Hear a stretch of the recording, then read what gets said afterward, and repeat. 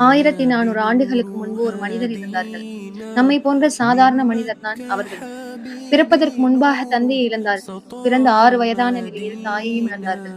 தாய் தந்தையை இழந்த அந்த பிள்ளை அன்புக்கு ஏங்க விடாமல் 8 வயது வரை பாட்டனார் அரவணைத்தார்கள்.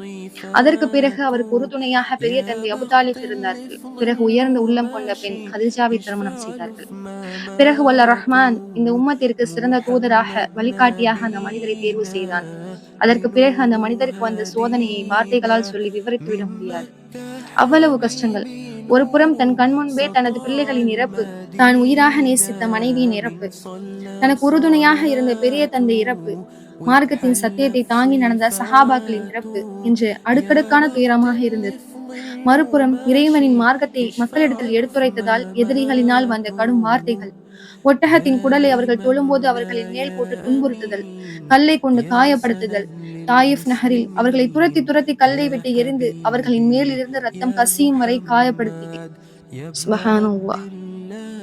அவர்கள் இந்த சமுதாயத்திற்காக பட்ட கஷ்டங்களை சொல்லிக் கொண்டே போகலாம். அவ்வளவு கஷ்டங்கள். சிந்தித்து பாருங்கள். இந்நிலையில் என் நிலையையும் உங்கள் நிலையையும் என்ன செய்வோம் இந்நிலை வந்தால்? இன்று நம் வாழ்க்கையில் வரக்கூடிய பிரச்சனைகள், கஷ்டங்களை எல்லாம் இதனுடன் ஒப்பிட்டு பார்த்தால் ஒன்றுமே இல்லை. 1400 ஆண்டுகளுக்கு முன்பு நம்மை நேசித்த அந்த மனிதர், நாம் பிறக்கவே இல்லாத போது நமக்காக கண்ணீர் விட்ட அந்த மனிதர், அல்லாஹ்விடம் நமக்காக மன்னிப்பு கேட்ட அந்த மனிதர், நமக்காக ஜன்னாவை விட குறைவாக எதையும் விரும்பாத அந்த மனிதர், அந்த மனிதருக்கென்று பிள்ளைகள், குடும்பங்கள், தோழர்கள் இருக்கும் பொழுதும் நம்முடைய பெயரை தான் திரும்ப திரும்ப சொல்லிக் கொண்டிருந்தார்கள். யா உம்மத்தி, யா உம்மத்தி, இறைவா என்னுடைய உம்மத், என்னுடைய உம்மத் என்று. யார் அந்த மனிதர்? யார் அந்த நேசமிகு மனிதர்? அந்த மனிதருடைய பெயர் என்ன? முஹம்மது நபி ஸல்லல்லாஹு அலைஹி வஸல்லம். இவருடைய பெயரை சொன்னாலே உடம்பெல்லாம் சிலிர்க்கிறது. அல்ஹம்துலில்லாஹ். இந்த நல்ல மனிதரை தந்த, இந்த நபியை தந்த இறைவனுக்கே புகழனை. நம்மை நேசித்த அந்த நபியை நேசியுங்கள். இந்த உம்மத்திற்காக பல இன்னல்களையும் தாங்கி, அதை தாண்டி அல்லாஹ்வுடைய மார்க்கத்தை நமக்கு தந்திருக்கும் அந்த நபியை நேசியுங்கள். அவர்களை பின்பற்றுங்கள். நாம் நம் நபியை நேசித்தாலே போதுமானது. சரியாக மார்க்கத்தையும் பின்பற்ற செய்துவிடுவோம். தவறாக இருப்பதிலிருந்தும் அதனை செய்வதிலிருந்தும் நிலைக்கு நேரான பாதைக்கு சென்று விடுவோம். நம் நபியின் வாழ்க்கையை தெரிந்து கொண்டாலே போதுமானது. இந்த மனிதர் நமக்கு அழகிய முன்மாதிரியாக ஆகிவிடுவார்.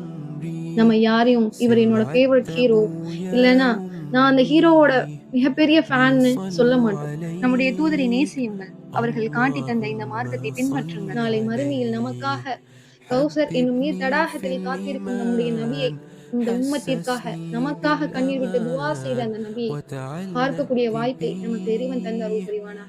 ஆமீன். இந்த பதிவினை பார்ப்பதோடு நிறுத்தி விடாதீர்கள். இந்த பதிவினை மற்றவர்களுக்கும் பகிருங்கள். மார்க்க விஷயங்களை பரப்புங்கள்.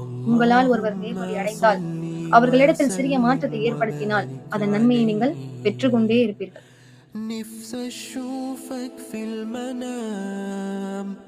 يا رسول الله.